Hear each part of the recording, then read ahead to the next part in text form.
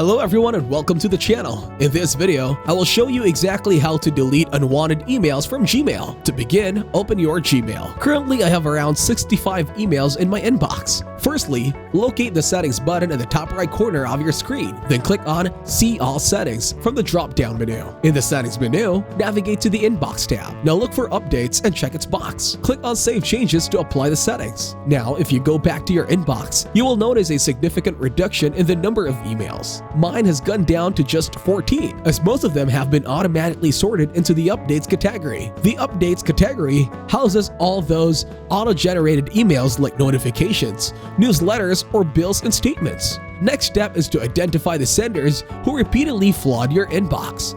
For instance, if you get a lot of emails from Crunchyroll, you can easily filter them. Just right-click next to the sender's name, in this case, Crunchyroll, and select Find Emails from Crunchyroll. Now all the emails from Crunchyroll are neatly organized here. You can select all these emails by clicking on the checkbox up here and then hitting Delete. Confirm by clicking OK.